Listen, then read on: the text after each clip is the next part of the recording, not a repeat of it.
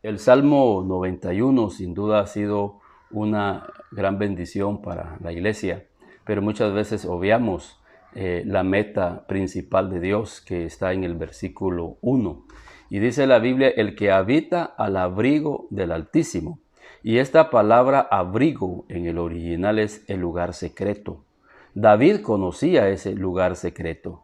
Él dice, he aquí que tú amas la verdad en lo íntimo y en lo secreto me has hecho comprender sabiduría. Es ahí en el lugar secreto en donde la sombra del Omnipotente va a llegar a nuestras vidas. Y es interesante y que pongamos nosotros atención qué significa morar bajo la sombra del Omnipotente.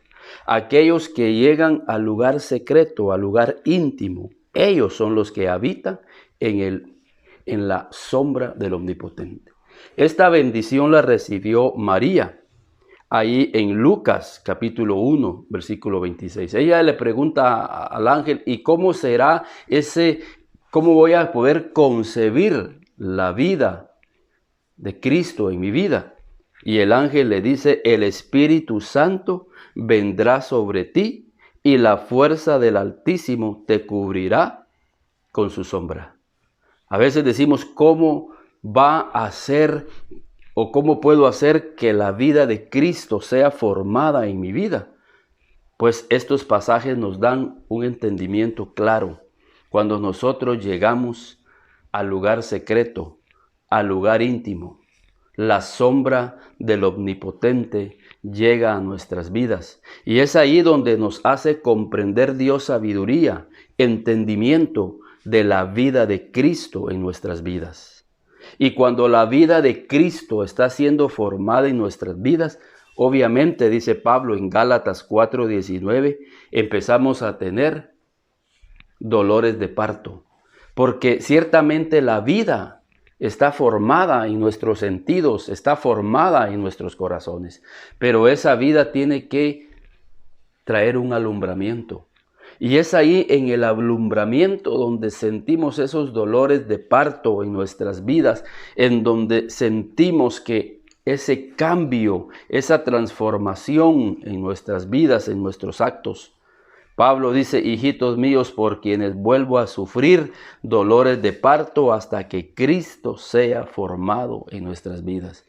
La vida cristiana no es fácil, la vida cristiana, la manifestación de Cristo en nuestras vidas, obviamente produce en nosotros el dolor de la cruz, el dolor de un nuevo alumbramiento. Pero esa es la meta del Señor. Efesios 4:13-16 dice, hasta que todos lleguemos a la unidad de la fe y del conocimiento pleno del Hijo de Dios, a la condición de un hombre maduro, a la medida de la estatura de la plenitud de Cristo. Pero es necesario para que Cristo sea formado en mi vida, estar en el lugar secreto con el Espíritu Santo y estar dispuestos a tener esos dolores de parto. Es ahí donde muchos se desaniman. Es como la mujer que dice, no, yo no me gusta tener hijos o no me gustaría tener hijos por no tener esos dolores de parto. Y así hay muchos, no, yo no quiero la vida de Cristo porque no quiero sufrir, porque no quiero pasar por esos dolores que sufren muchos cristianos, pero vale la pena, porque Cristo está siendo formado en nosotros. La Biblia dice en Juan 6:21, la mujer cuando da a luz tiene dolor, porque ha llegado su hora de su alumbramiento, pero después que ha dado a luz a un niño, ya no se acuerda de la angustia, por el gozo que haya nacido un hombre en el mundo.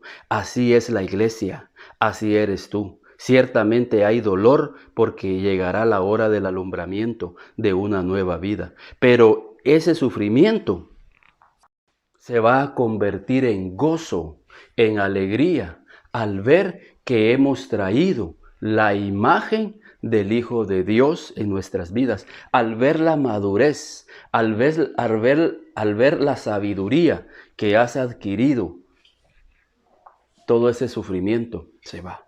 Así es, por eso Pablo dice que a través de muchas tribulaciones entremos en el reino de Dios, demos a luz la vida de Cristo en nosotros.